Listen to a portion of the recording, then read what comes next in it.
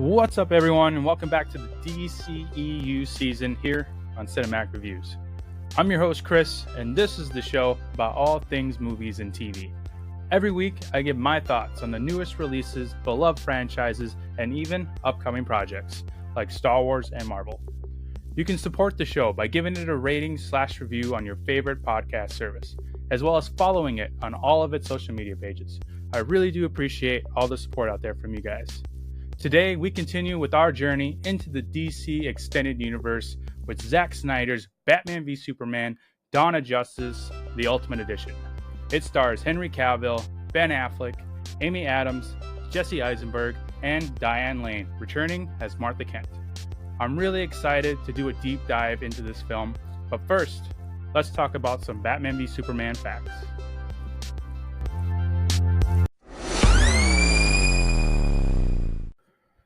Batman v Superman: Dawn of Justice was released on March 25th, 2016, and was once again directed by Zack Snyder. For those who aren't familiar with him, he directed Dawn of the Dead, Man of Steel, Sucker Punch, and of course, Justice League.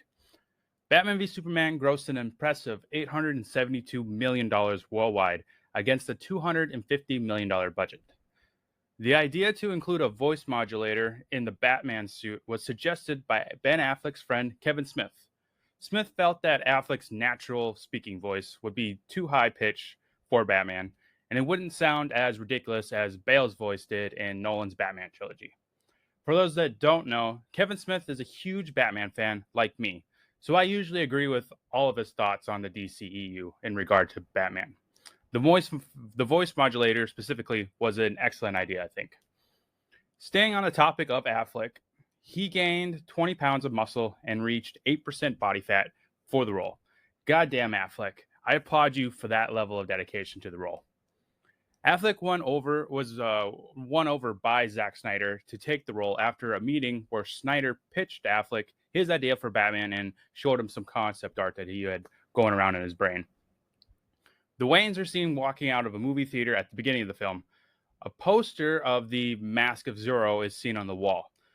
Most canon Batman origin stories since 1986 have the Waynes leaving a screening of Mask of Zorro. This trend is in a reference to Batman being largely based on the character of Zorro. A Batman and Superman movie was pitched back in 2001. Rumors at the time suggested that George Clooney would reprise his role from Batman and Robin alongside John Travolta as Superman. Thank God that didn't get any traction. The armored suit that Batman wears when fighting Superman is heavily based on the comic book The Dark Knight Returns, which the whole movie kind of is heavily inspired by as well. Superman only has 42 lines of dialogue throughout the entire film. I definitely noticed that during this rewatch. The title may say Batman v Superman, but I think this is more of a Batman movie. There was no even split between the two characters. Michael Shannon did not return in Batman v Superman. A rubber dummy was used for Zod's corpse in all the scenes. After seeing his performance in Cloud Atlas, the studio wanted Tom Hanks for the role of Lex Luthor. I think that would have been really interesting. Way better than Eisenberg, to be honest, but I'll get into Jesse's take on the role later on in the episode. Stephen Amell, who plays Oliver Queen in the CW's Arrow show, wanted to be in the film. Green Arrow was actually assisting Batman during his fight with Superman in the Dark Knight Returns comic. Timothy Dalton was considered for the role of Alfred Pennyworth. That, I think, would have been really cool to see, but Jeremy Irons was the best choice, I think, by far. Other casting what-ifs include Michael B. Jordan as Cyborg, Armie Hammer, Luke Evans, John Hamm, Gerard Butler, and even Josh Brolin as Batman, Matt Damon, Bradley Cooper, Joaquin Phoenix, and Adam Driver as Lex Luthor. And then in a previous iteration, Bradley Cooper, Chris Pine, Matthew Fox, and Scott Porter were all linked to the Barry Allen, aka the Flash role. Ezra Miller was cast in the role for Batman v Superman eventually, and I do believe he was Snyder's choice for that. And then lastly, this iteration of Lex Luthor is based on the Superman Birthright limited comic book run. With that, let's dive into Batman v Superman: Dawn of Justice, Ultimate Edition.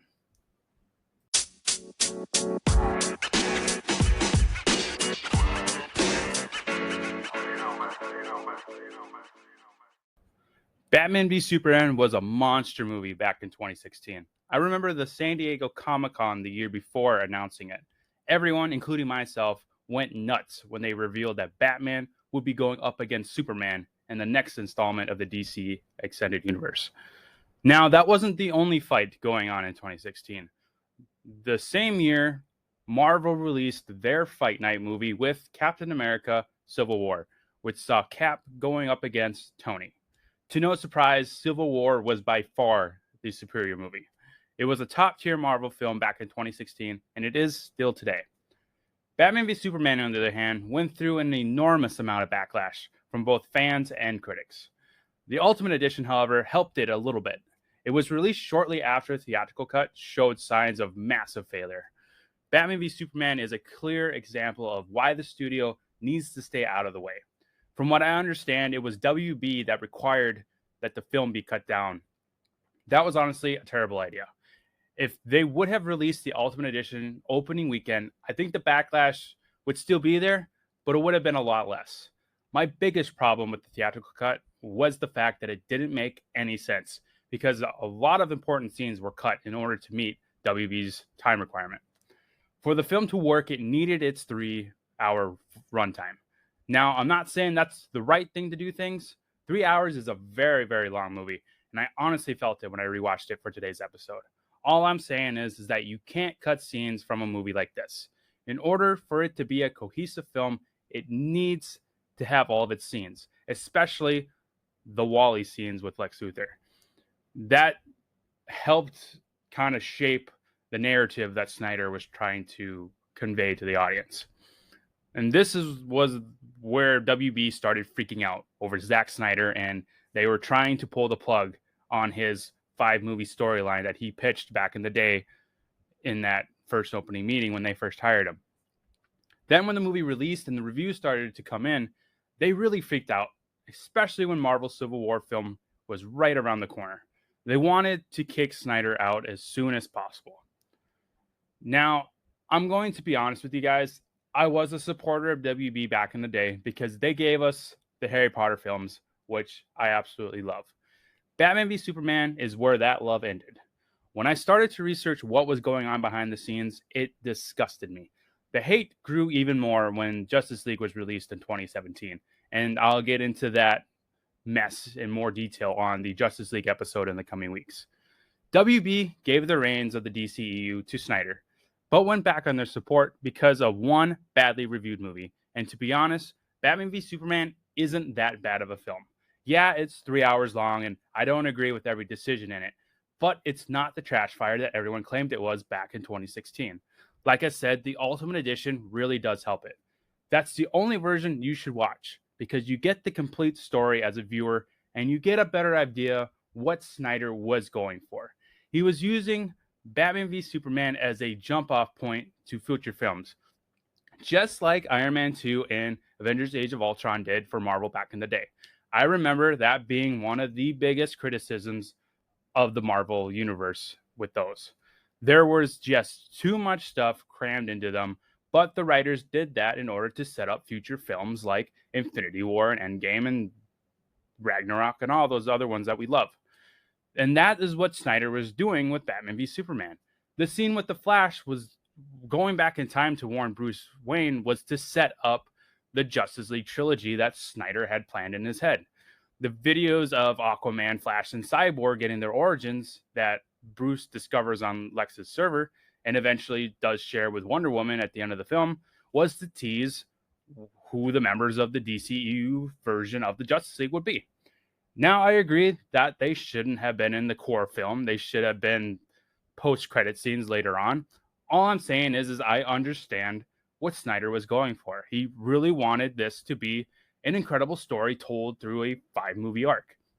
He wanted it to be a DC event that would blow the minds of diehard fans like myself and him.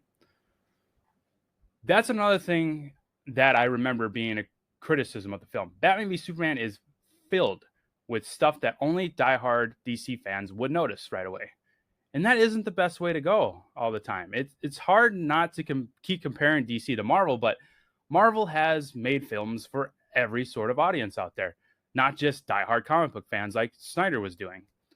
If a studio wants to target a wide audience with a comic book movie, they need to take inspiration from the comic books, of course, but they also need to make it their own thing. Marvel puts elements from the comics in their projects, but it's still their own thing. It's its own universe. If you get what I'm saying, is the MCU is very different from the comics in a lot of ways. The reason why they did the things they did was to target general moviegoers, not just diehard comic book fans. Snyder, on the other hand, included a lot of DC lore in both Batman v Superman and Justice League that only people who have read the comic books like I did would understand and be excited for. Like the Flash coming back in time to warn Bruce. At the time, most people were confused with that scene. Only DC fans like me would know that that's Barry using the cosmic treadmill, which is a device that helps him time travel in the comic books. That's a massive element to throw into a movie about Batman fighting Superman.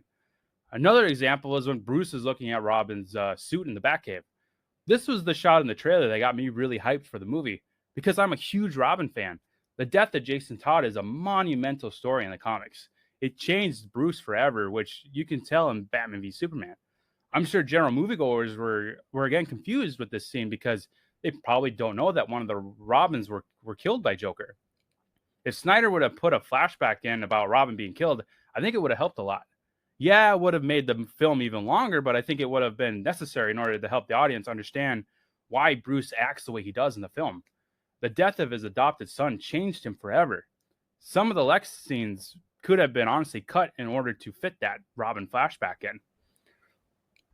And if you haven't guessed yet, I'm a supporter of Batman v Superman. I will die on that hill by myself if I have to. It's a very long 3-hour film, but there is still a lot of awesome stuff in it. Ben Affleck's take on Bruce Wayne / Batman is my favorite take on the character. Affleck does such an awesome job, and I think he got shafted. He took on so much hate when he was casted, and it caused him to spiral out of control with his drinking and depression. He did get some redemption with the release of Snyder's Justice League film, and he is rumored to be coming back for both Aquaman 2 and the Flash film. The idea of Batman going up against Superman is an awesome storyline as well. It's what makes the Dark Knight Returns comic so special to me. Seeing Affleck in the armored suit from the comic book was so cool. And Henry Cavill returning as Superman and continuing to be great in the role, I just love it so much. He does the best portrayal of the character, I think. No disrespect to Christopher Reeves. It's just Cavill is Superman to me. And a lot of people complain about Superman being so moody and depressed in this film. To that, I say you obviously missed the point that Snyder and Cavill were trying to convey. He was being attacked by everyone, politicians, news outlets, public figures. Pretty much everyone had something bad to say about an alien flying around. He was unsure of himself, and no matter how many times he saved people, the public just kept tearing him down. It took him dying by Doomsday for the world to see him for what he truly was, a hero. Now, Lex, on the other hand, is a huge negative for me in the film. I do not care for Jesse Eisenberg's take on the character. In my mind, Lex is this intelligent billionaire who wants to rule the world. Eisenberg's take was too psychotic and honestly kind of stupid. He was a mix of the Riddler and the Joker. Eisenberg is a terrific actor. I just did not care for the writing and the direction of the character. I think he should have been older and portrayed as a strong, intelligent billionaire who wants to control a god like Superman in order to take over the world. I didn't get that vibe from Eisenberg. To me, it seemed like he wanted to take down Superman out of fear and not power. He was a scared little boy with daddy issues. That's not Lex Luthor in my mind. I would have liked to see someone like Bryan Cranston or Mark Strong portray Lex. Now I know they both happen to pull off the bald head really nicely, but that's not the only reason why I think it should have been one of them. Look at what Cranston did in Breaking Bad as Walter White. He was menacing yet strategic in everything that he did in order to gain more and more power as the series went on. That's Lex in my mind. And take Mark Strong in Kick-Ass as Frank D'Amico is a great example of why he should have had a chance to play Lex. His portrayal of a menacing billionaire who hates superheroes was awesome. And spoiler alert, Mark Strong does come into the DCEU as a villain in Shazam. So this is just wishful thinking, but I honestly wasn't a fan of his character in Shazam. I'll save my thoughts on that, though, for the Shazam episode in the coming weeks. I just think Jesse Eisenberg was a huge miscast that definitely holds this film back overall. Now, with that, let's take a break with a fun trivia game before diving deeper into the film with the segments.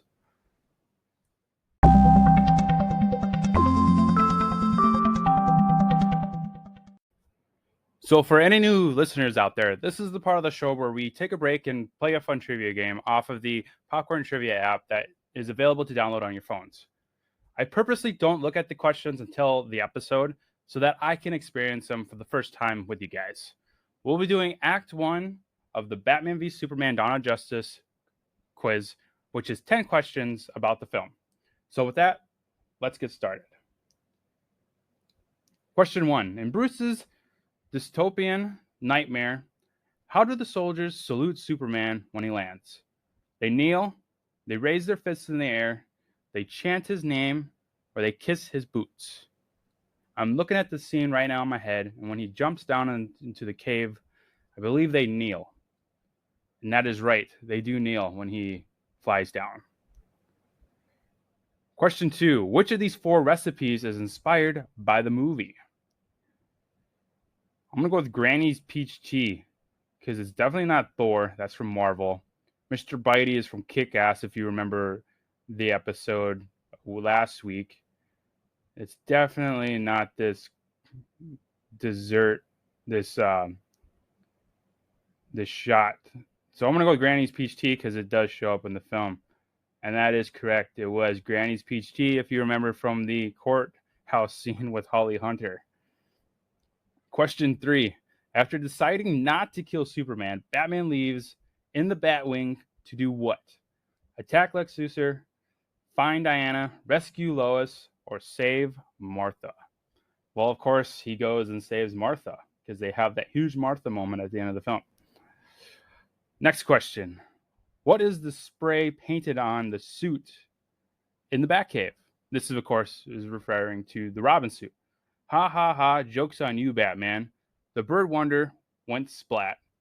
Does this belong to you? Sorry about the boy blunder. These are all really good, but it was, of course, the ha ha ha, joke's on you, Batman. And that is correct. That scene is always branded in my mind. In which of these 4 scenes is Jazz Suit number 2, 6th Waltz II played? Is it at Daily Planet when Bruce is doing his car at the museum? Or is it when Jesse Eisenberg is talking to Holly Hunter? I can hear the song in my head, and I believe it's when Jesse is talking to Holly Hunter about the painting. Oh, no, it's not. What is it then? Maybe it's when Bruce was getting his car? No. So it's either the museum with Diana or it's at the Daily Planet. I'm going to go with the museum with Diana. Oh, that is right. So it was when they go to talk to Alexander's sword in the museum. What is the name of the theory that Lex Luthor has for enhanced people on Earth? The Providence theory, the metahuman theory, the inhuman theory, the ultimates theory. Well, I'm a huge DC fan, so I of course know that metahumans are what they call them in the DC universe. So we're going to go with the metahuman theory, which is right. See, there again is Snyder throwing a lot of hardcore DC lore in a film that most people probably wouldn't know. Question 7. Who said no one stays good in this world? Was it Lex Luthor, Perry White, Bruce, or Clark? It was Clark when he was saying goodbye to Lois. Question 8. After Batman hits Superman with the kryptonite gas the first time, when does Superman regain his strength? When Batman is punching him? When Batman is swinging him? When Batman is dragging him? When Batman is drowning him? I believe it was when he was punching him, because if you remember, he punched him a couple times, and then you hear that big metal sound when he finally gets his invulnerability back. And that is right. It was when he was punching him in the face. Question 9. How does Lex Luthor gain access to the Kryptonian scout ship? He uses General Zod's fingerprints. He forces Superman to open it. He has Doomsday open it for him. He forces Superman to open it by threatening to kill Lois Lane. He uses Zod's fingerprints because I believe that's why he wanted the body from the senator. And that is right. He cuts off Zod's fingerprints. Who is Mercy Graves? This is looking at these pictures, and there's one that shouts out to me. Now, I don't remember these actors' names, so I'm sorry for whoever this is, but it was the top right. Yes, Teo Okamoto. She played Mercy Graves. Awesome. So I got 92 since I had trouble with the music one, as I always do. So 92 out of 100. That's not too shabby. But feel free to share your scores along with your thoughts on the film. I would love to see all your comments and conversations about this very, very controversial film and how well you did on this game. But with that, let's get back to the Ultimate Edition of Batman v Superman: Dawn of Justice.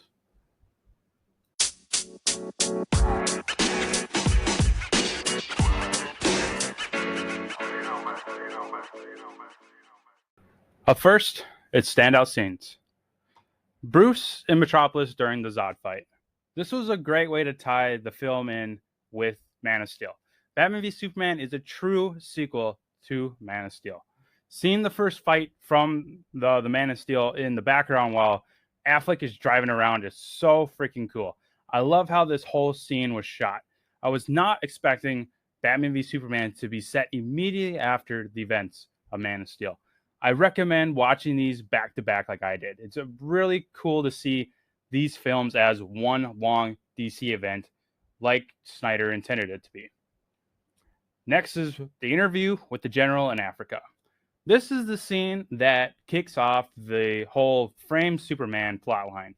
It's not the best way to tell a story, and I'll dig into that a little more in the negative segment, but there is an element of this scene that always bothers me. I do love the brief action in it, though.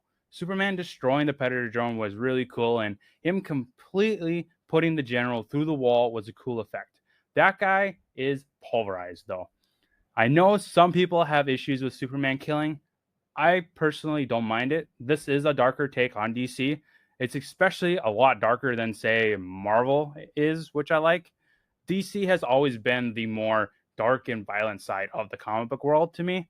I do agree that Superman could have approached this situation a little bit differently, but that's not what Snyder and the writers were going for. They wanted to show that Superman is still learning, and he is this all-powerful being who is not completely got a grasp on the whole hero angle.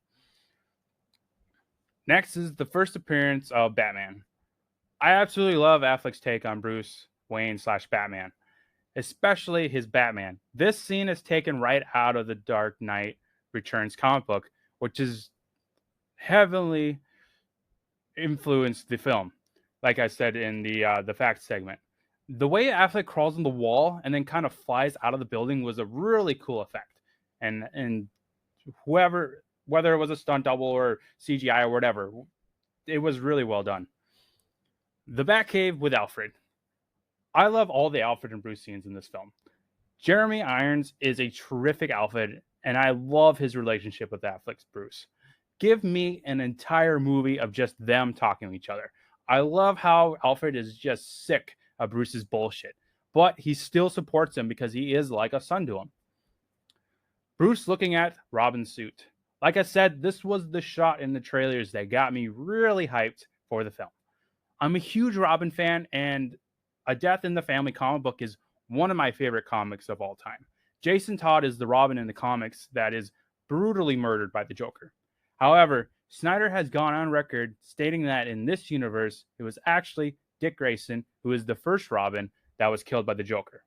This doesn't really bother me as much as it should. Yeah, it sucks that with it being Dick Grayson's Robin, we won't be getting a Nightwing in the quote-unquote Snyderverse. It makes sense, though, why Snyder would choose Grayson instead of Todd. Grayson was the first Robin and was very, very close to Bruce, so losing him would completely throw Bruce off the deep end.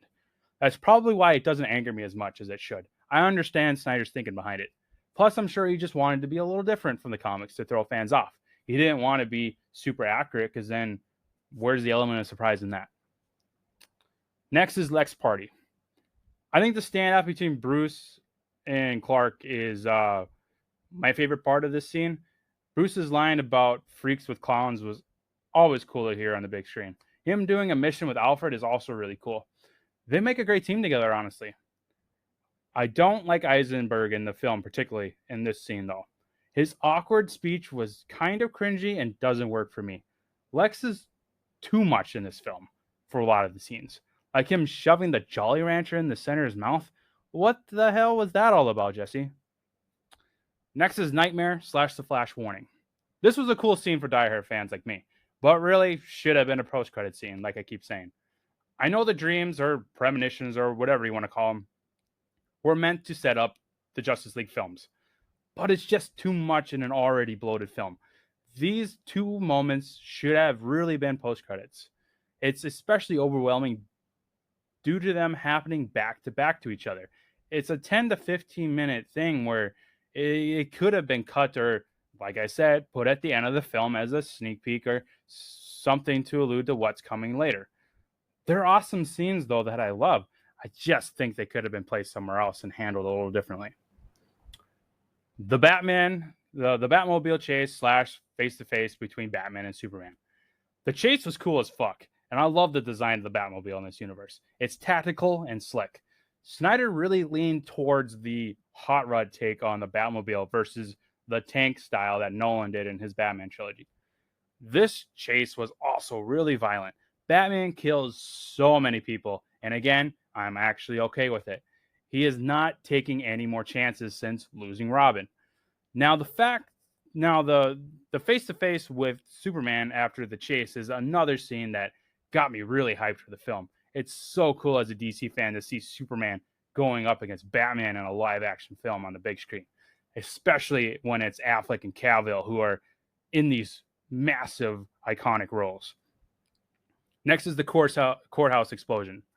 Overall, this is a great scene.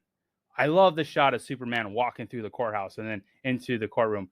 I love the nice little touch where where Snyder's kind of emphasizing how strong Superman is. He just gently opens the little door that's in the courthouse instead of he could honestly pulverize that door.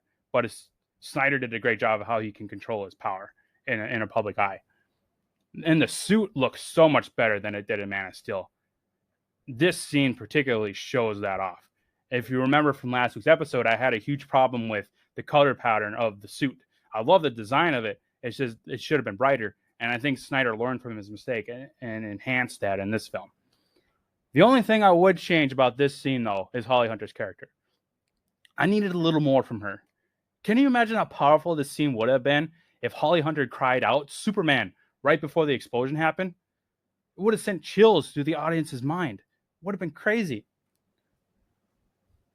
Next is Bruce prepping for the Superman fight. God damn it, Ben Affleck. He looks so good in this scene. He definitely put in the work off screen in order to become this physical presence that is Batman. Him building all the different kind of kryptonite weapons was also a great way to show how very intuitive and creative Bruce can be from a engineer level. It's such a really cool scene. The metahuman discovery. Bruce discovering the secret files about metahumans and then sharing them with Wonder Woman was awesome. But like I said, with the Flash time travel scene and the nightmare stuff, it should have been a post-credit scene. It makes the film feel so bloated.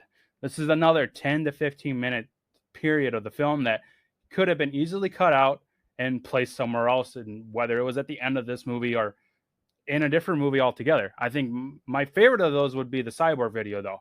It was really violent to watch, but really executed so well. It got me so hyped to see Cyborg in Justice League and then in future installments. Now we get to the main event, Batman versus Superman. This fight is freaking awesome. I love the armor suit that Affleck is wearing in this. He actually goes toe-to-toe with Superman. It's a pretty even fight, if I'm to be honest. The visual of the gas version of the kryptonite was also really cool. Seeing Cavill breathe it in was such an awesome shot.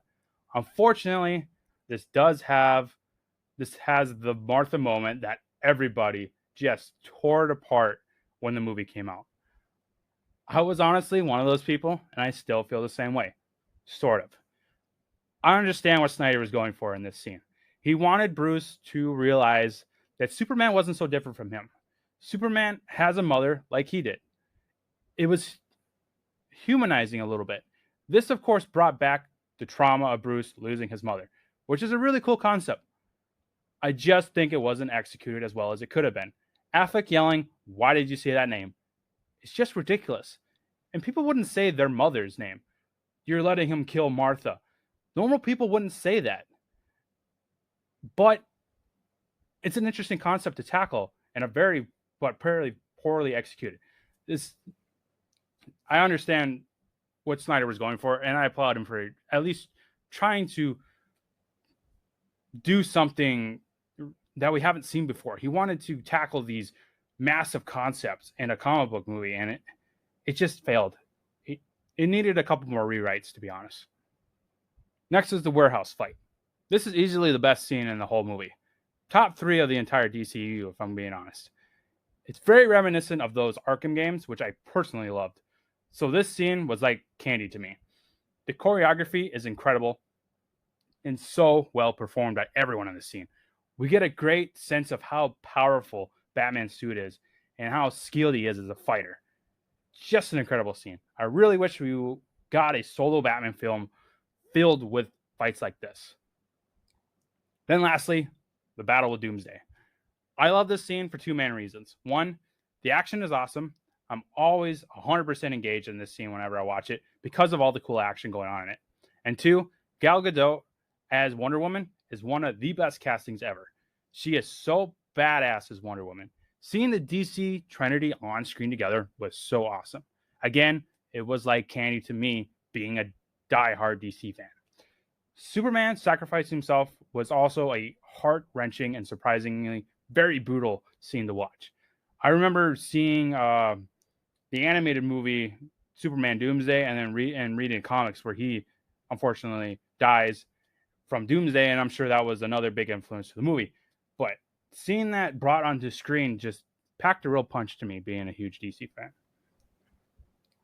Next up, favorite quotes. First one we have is Lois Lane. "I'm not a lady, I'm a journalist." This is just a badass line for Lois to say. I love Amy Adams in this Lois role again. Perfect casting, right up there with Ben Affleck, Cavill, Gal Gadot.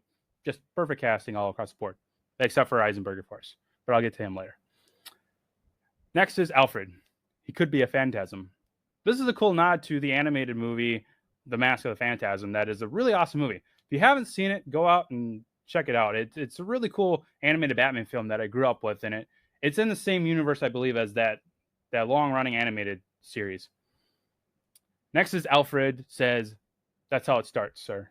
The fever, the rage, the feeling of powerlessness. It turns good men cruel." Alfred just has the coolest lines in this film, and Jeremy Irons kills it as Alfred in every single scene that he's in. Next is Bruce saying, "Maybe it's just a Gotham in me. We have a bad history of freaks dressed as clowns." I love lines like this that give the audience an idea of all the shit Bruce has dealt with over his 20 plus years of being Batman. Swanwick says, "With balls like yours, you belong in here." This is just another great line to describe how badass Lois is. Swanwick, too, is only in a few scenes, but he also kills it in every scene that he's in. Next is Superman saying, "She was my world, and you took her from me." This line makes a lot of sense more that Snyder has discussed at length his vision for the future. I'll go into more detail about Justice League Parts 2 and 3 and the Justice League episode coming up, but this line really sets the tone for what's to come, or what would have been if Snyder was given the chance to complete his 5-movie arc. Trust me, when you find out what was going to happen in Parts 2 and 3, this line specifically is going to make a whole lot of sense if you were confused at the beginning. Next quote is Bruce saying, That son of a bitch brought the war to us 2 years ago. Jesus, Alfred, count the dead. Thousands of people. What's next? Millions? He has the power to wipe out the entire human race. And if we believe there's even a 1% chance that he is our enemy, we have to take it as an absolute certainty. And we have to destroy him. I just love this speech that Bruce gives to Alfred. It does a great job at conveying Bruce's mindset at this point in the universe. Affleck is just so good in this scene. I love it. Next is Batman. Tell me, do you bleed? You will. This is a line that really got me hyped for the film when I heard it in the trailer. I think the voice modulator was the main reason why I loved it so much. The modulator was one of the best decisions that Snyder made when it came to his take on Batman. Lois says, "You're psychotic." Lex responds, "That's a 3-syllable word, too big for little minds." As I said at the top of the episode, I really don't care for Eisenberg's take on Lex, but I do really like this line from him. It's probably the only good thing I could say about this take on Lex. This is a line that speaks about it's just a really good written line. Next is we have a couple of Batman ones that I just threw in here. Breathe it in. That's fear. It's another badass line delivered by Affleck during the Superman fight. And then, I don't deserve you, Alfred. I love this line for 2 reasons. One is that it was a great way to show that Bruce has changed for the better after his fight with Superman. He is filled with hope and desire to become something more than what he was. Something better. And then 2, his relationship with Alfred is just so good in this film. Alfred is sick of Bruce's shit, like I said, but he still loves him because he's basically his son at this point. Next is Superman. This is my world. You are my world. I haven't really had the chance to talk about the relationship between Clark and Lois, but I love the chemistry between Cavill and Adams. They're great in these roles, and the reason why I probably haven't had a chance to talk about them is due to the fact that this film is so bloated and filled with Affleck's Batman. Superman really does play second fiddle in the film titled Batman v Superman. But I said it in last week's episode with Man of Steel, and I'll say it again. I love the chemistry between Cavill and Adams. I think they're terrific as this iconic couple of Superman and Lois. And then lastly, Bruce. I failed him in life. I won't fail him in death. This is just another great line that showed that Bruce is becoming more optimistic about the future and his desire to become something more as Batman. Next is Diamond in the Rough. Right off the bat, Ben Affleck is Batman. As I've said throughout the episode, I absolutely love Affleck's take on Bruce Wayne / Batman. It's my favorite live-action take on the character, and I hope Affleck gets more chances at portraying the character. He shows up in Justice League, Suicide Squad, which is next week's episode, and then we get 4 hours of him in Snyder's Justice League. He is also slated to return in Aquaman 2 and the Flash film, which is really exciting. I will be honest, I was one of the many people that criticized his casting. I completely changed my tune once I saw the film in theaters. I wish I get the chance to apologize to him in person one day. In my mind, he truly is the best live-action version of Batman. He is so comic accurate and he's just a lot of fun to watch on screen. He just nailed this role. Next is the relationship between Bruce and Alfred.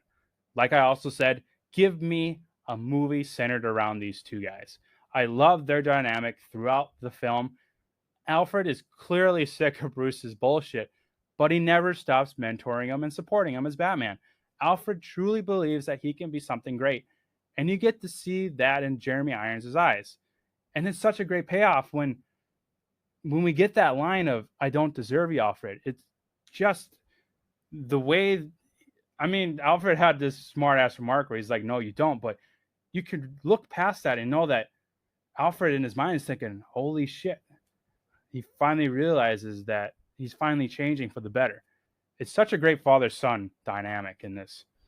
And Alfred is just, Jeremy Irons himself is just such a great presence on screen whenever he is. I've seen him in almost everything he does, and he's just a terrific actor. Give me more of him and Bruce just talking to each other about shit in the Batcave. It's so cool. Next, Gal Gadot as Wonder Woman. Again, I haven't had a chance to talk about Gadot and her take on Wonder Woman because this is just, there's so much stuff in this movie. I first saw Gadot in the Fast and Furious franchise, I believe. And ever since then, I've always been a huge fan of hers. She looks incredible as Wonder Woman, and her entire entrance during the Doomsday fight is so cool. With the gauntlets blocking the laser blast from Doomsday, and then the freaking music cue from Hans Zimmer. It's just so incredible. I'm really excited to see more of her as the DCEU season goes on with her solo movie and, well, her 2 solo movies, and then her and Zack Snyder's Justice League. So cool. The costumes. I love all the costumes in the film. Affleck's Batman and Bruce Wayne outfits are really cool and very comic accurate. I was really surprised by that, especially the armor suit he wears during the fight with Superman. It's just so badass. Superman's suit definitely looks a lot better in this versus what we got in Man of Steel. Like I said, it's a lot brighter, and the design of it is really cool. Wonder Woman's design is really cool too, but should have been a lot brighter, just like Superman's. It was just a little too dull for me. The Wonder Woman film improves on it a little bit, but it's still too dull in this universe. Even though I hate this take on Lex, I think his outfits were really well done. Heisenberg can really wear the hell out of a suit, and I applaud him for that. He should have been bald in this, though. I don't like the decision to give him hair and then to shave it once he goes to freaking prison. It just doesn't work for me. Then, of course, once again, the Hans Zimmer score. Zimmer just lets loose once again in Batman v Superman. I love the score in this film. Every music cue hits more, especially when we get the Superman theme from Man of Steel playing. And Wonder Woman's theme when she shows up during the Doomsday fight. Oh my God. These films wouldn't be the same without Hans Zimmer throwing out these killer music cues in them. And then lastly, watching Man of Steel, Batman v Superman, and Snyder League's Justice League as one big event. I really do recommend watching these back to back to back. Snyder really meant for these films to be a part of this big DC event piece. It's a big ass, though. You're looking at almost 10 hours between 3 films. It may seem like a lot, but it's worth it because you do get a better understanding of what Snyder was trying to do. He wanted fans to have this huge DC event that they could fall in love with and watch over and over again. I heard rumors that Justice League Parts 2 and 3 were both going to be 3 hours long apiece. That's 16 hours a movie for fans if Snyder got the chance to complete his 5-movie arc. That's a lot of fucking movie, but it would have been really awesome to see. With the Warner Brothers Discovery merger, we can only hope that they do give Snyder a call and discuss him maybe returning to complete his story and fans getting this 5-movie arc that Snyder has talked about so much in the last couple of years about how he truly wanted this to plan out. And lastly, negatives. Young Bruce flying up with bats at the opening of the film. This scene still baffles me to this day. I know it's a dream that Bruce is having. It just doesn't work for me. It should have been cut. It has always bothered me, and it still will. Next is, wouldn't the bullets still be in the bodies even though they set the bodies on fire? Now, this is the part where I was talking about earlier in the interview with the general that I had problems with. Every time I watch the film, this question pops into my mind. Setting the bodies on fire wouldn't change the fact that the bullets are still in those bodies, which would prove that the bodies were shot before being set on fire. This immediately proves that Superman didn't kill them. The whole framing Superman narrative in this film is so weak and poorly executed, and it's because of this fact, I think. A lot of the problems with the film trace back to the writing room, of course. That's the problem with the DCEU, I think. It's the writing. It wasn't all Snyder's fault, like they keep saying.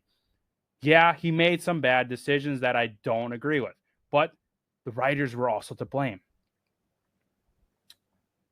Another thing I want to talk about is Metropolis and Gotham being across the bay from each other. This was just a stupid idea, and this goes into the pile of stuff that I didn't agree with Snyder. I think the movie should have been set in Metropolis like Man of Steel was. Bruce could have easily set up shop there. He's so rich, he could have had 2 Batcaves. One in Gotham, one in Metropolis. Easy as that. It makes zero sense to have these 2 massive iconic cities across the freaking bay from each other. Metropolis was always meant to be seen as this New York City. entity, and Gotham as Chicago.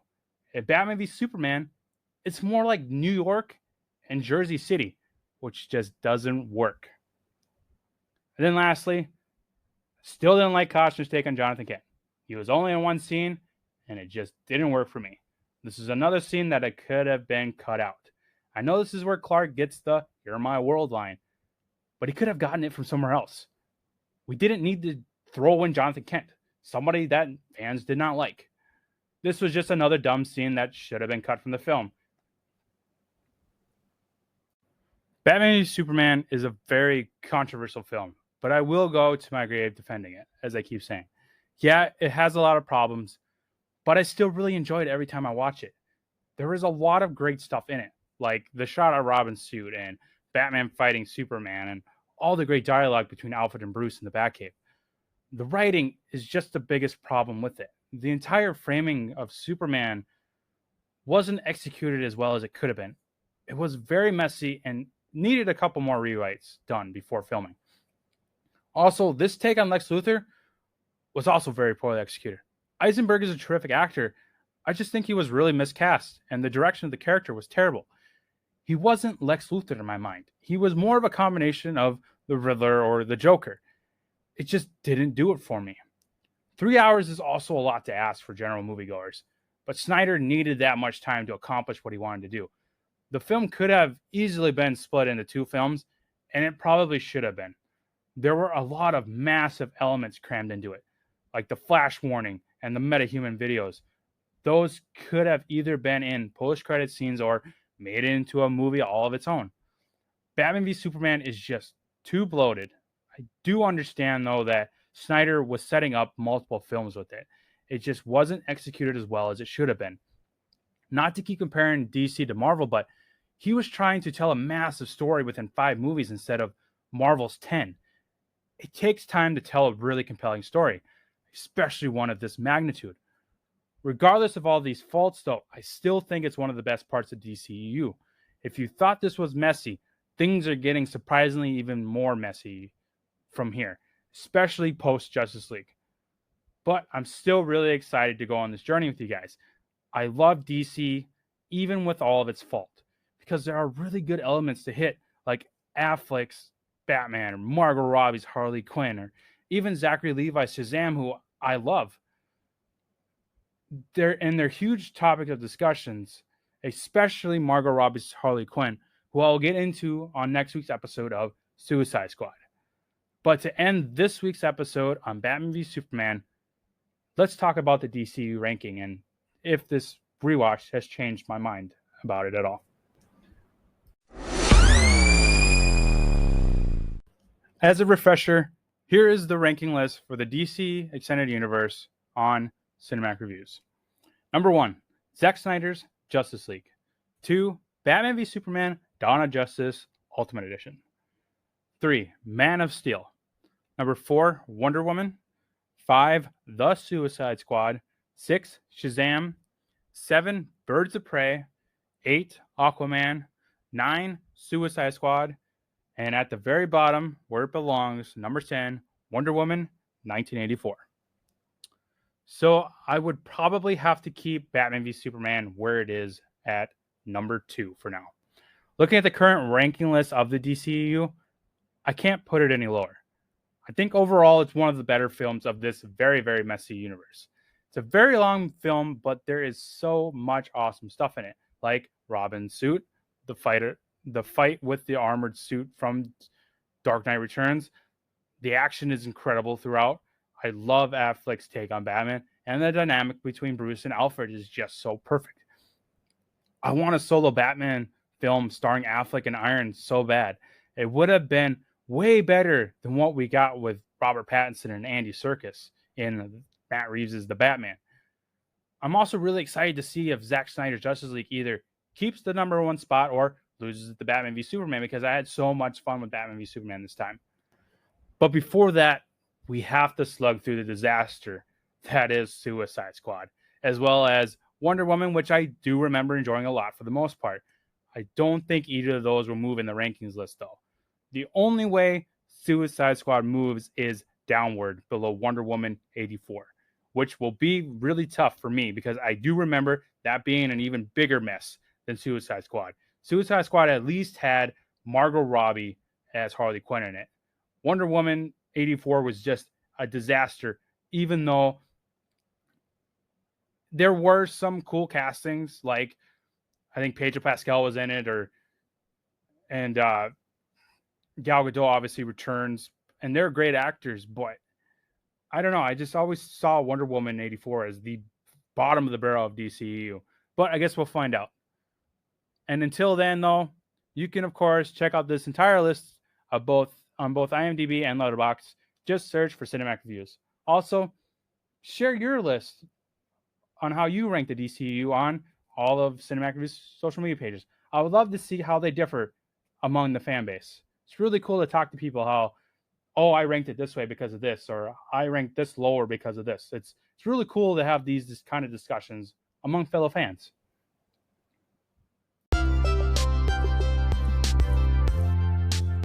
Well, that'll do it for today's episode. Join me next Friday for the trash fire that is Suicide Squad. Also, tune in every week for New Release Monday. This coming Monday, I'll be giving my reaction to the premiere episode of the Game of Thrones spinoff, House of the Dragon, which drops on HBO Max this coming Sunday. Until then, remember to always save Martha.